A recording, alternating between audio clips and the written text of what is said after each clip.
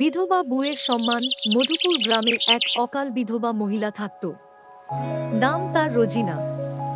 গ্রামের সবাই তাকে নিয়ে খারাপ কথা বলতো আর তাকে বাঁকা চোখে দেখত। একদিন সকালে গ্রামের কিছু মহিলা বিধবা রোজিনাকে নিয়ে অনেক উল্টোপাল্টা কথা শোনায়। এত কম বয়সে বিধবা, ও আবার একা থাকি, স্বামী বাচ্চা কেউ নেই। হ্যাঁ, জানি না কি করে সংসার চালায়। দুশ্চরিত্র মহিলা আবার কেমন করে সংসার চালায় জানিস না? হ্যাঁ দিদি, ঠিকই বলেছ, একবারে দুশ্চরিত্র নষ্টা মহিলা। চলো দিদি, আমরা এখানে বেশিক্ষণ থাকলে আমাদেরও নজর লেগে যাবে। হ্যাঁ ঠিক বলেছিস, চল চল। এইসব গ্রামের মানুষের কথা শুনে রোজিনা খুব কষ্ট পেত। তার বুকটা কষ্টে ফেটে যেত। শেষ সৃষ্টিকর্তার কাছে নিজের মৃত্যু কামনা করত। হে সৃষ্টিকর্তা, তুমি আমায় এমন জীবন কেন দিলে? আর জীবন যদি দিলে, এই জীবনে আপন বলতে কাউকে রাখলে না কেন? মা বাবাকে হারালাম, আমার স্বামীকে হারালাম, এই রকম জীবন থাকার চেয়ে মৃত্যু ভালো। হে সৃষ্টিকর্তা, তুমি আমায় মৃত্যু দাও, মৃত্যু দাও। পরের দিন সকালে রোজিনা পানি আনতে পুকুরে গেল।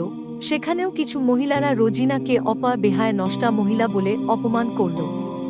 তখনই সেই পুকুরের পাশ দিয়ে মসজিদের ইমাম যাচ্ছিল।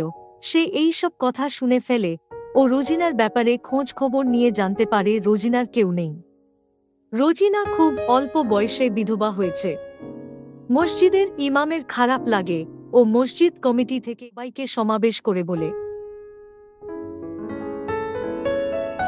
একজন বিধবা মানে বোঝা নয়, বিধবা মানে সে দুশ্চরিত্র নয়, বরং আমাদের সকলের উচিত তাকে সম্মান দেওয়া ও তার দায়িত্ব নেওয়া। আল্লাহর কাছে সব মানুষ সমান, তাই তোমরা আল্লাহকে ভয় করো, তার আযাবকে ভয় করো। এই বলে গ্রামের সবাই নিজেদের ভুল বুঝতে পারে এবং সেই দিনের পর থেকে রোজিনাকে কেউ কোন দিন খারাপ কথা বলেনি ও সবাই তাকে সম্মান করে ও শ্রদ্ধা করে।